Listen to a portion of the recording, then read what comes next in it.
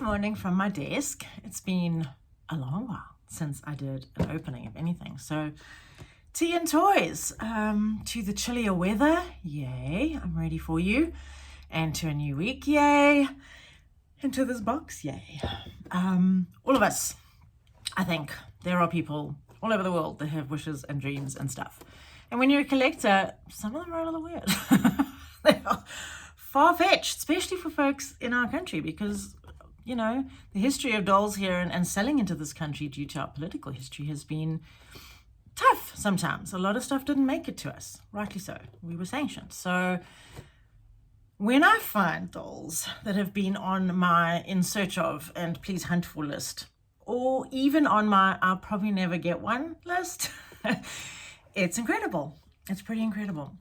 So this lovely box, which I have sort of sliced open, I haven't looked inside yet, trying to be restrained, is from Annemarie Huttingh. Annie is amazing. She's one of my absolute best sellers. She is a phenomenal human.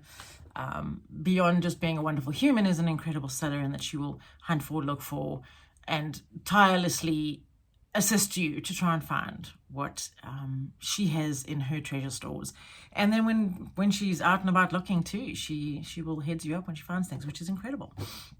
But in the last while, I have been really hoping to close a little section of my collection around smaller dolls. I really wanted a Pippa doll, which I haven't found yet.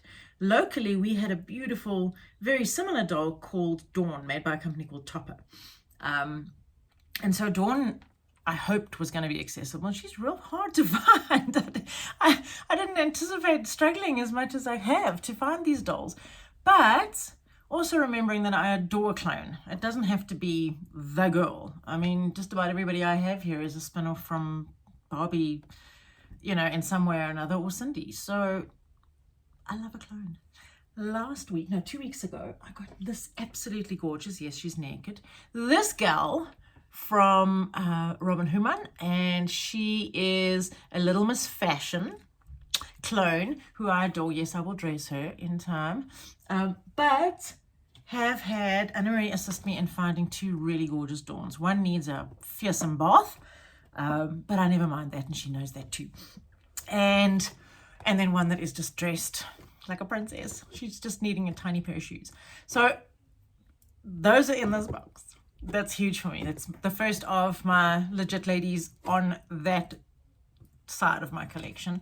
And being a bit dinkier means I can put a few of them up on the shelf before it starts looking crampy. I've had a huge rethink based on some exciting changes that are going to happen in our lives, and just really where I want to put my passions as to how my collection looks. And I've started letting go of a couple of what have been very precious to me girls and boys, but also just in the exuberance of trying to, you know, put together a collection, probably took on more little beings than I needed or was actually needing to focus on. So I've released a lot of those in the last little while, which is quite cathartic, a little heartbreaking sometimes.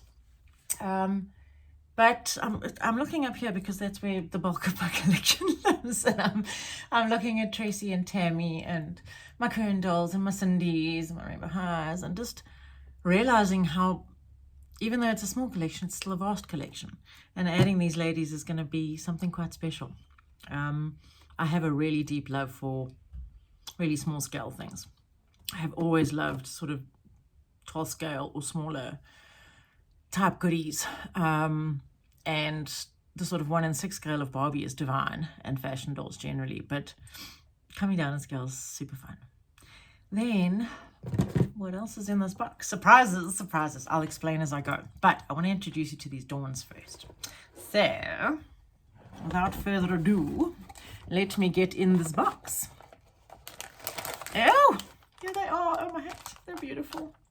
The one's way more aged looking than the other. I'm assuming she met some Josie sun.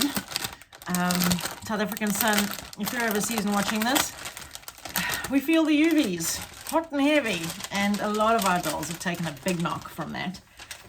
So require quite a lot of restoration and love, but oh my hat. So this is the first one that Annie messaged me about, and she's going to need the most work. but still, just a good bath and a soaking. Look at this girl. Where's the camera here? Look at her, guys. Look at her. Those saucy little eyelashes. Oh, spa day incoming. I am in love. And then this sweet poppet also needs a little bit of work, but look at that. Isn't she just gorgeous? Look, look, look, look. I have like other ends of the hair spectrum here, color-wise, which is divine. What a yummy way to start this collection. Annie, you're amazing. You're just amazing. So look at those ladies, and I will take some pics and they'll be up on my socials ever so soon, as soon as they've had their spa day, which could be later in the week. I know how hard it is to just not drop everything, but it's a slammer of a week. Then, sorry, I had to push the screen there because a message came up. In here, and I'll make it quick because I'm going into low battery mode, phone's about to die, is somebody I never thought I'd have. She's been on an ISO for a long time because I have a deep passion for early 70s dolls, late 60s. She is, Annie, you are something else.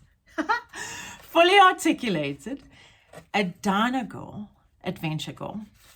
Look at her. Okay, she's not in her adventure clothes, people. Not that marriage isn't an adventure or living in a ball gown, but she is definitely in a Barbie outfit. I definitely have seen this on a Barbie. Look at her. Look at her. She's fully articulated. She's still in beautiful condition. Her hair's just going to get a good once over and a couple of lashes more. Isn't she exquisite? She was made by a company called Barker in the early 70s. I think I'll do a post on her when she's a little bit more refreshed, as well as the Dawns, maybe, and just give everybody a little bit of history and some fun on my Facebook. A little intel, I'm working on a website which will currently probably distract me a lot before I start my next round of Blythe Customs for sale. That's also coming soon. But the blog will have links to how to use that kind of stuff. And when I freshen somebody up, there'll be a little story in there and possibly a link to a YouTube.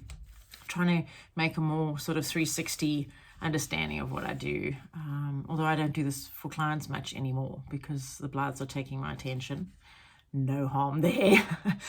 Look at her. Oh, guys, I can't. I'm like grinning so much. But I didn't ever think I'd find one in this country. She's so unusual. My collection really centers around different. Often. It's not the norm. I do have very many mainstream dolls, but I have a ton, sorry, it's my puppy, a ton of very unusual ladies and men. And this one is really a cream of the crop. So for me, I am one happy dolly mummy, and absolutely looking forward to a spa day with these exquisite beauties, in amongst site building and other things that need to happen this week. So I'm out, I'm off. I do so hope that this is a week of peace and prosperity and wholesomeness for everybody, because I know it's needed here and I'm pretty sure it's needed everywhere else. So from my dolly loving heart and ever hopeful one to yours, I'll catch you soon. Thank you so much for everybody for your support and your love and your encouragement always. Small business is a toughie, but having willing followers and friends cheer you on is just such a joy. So thank you and catch you soon.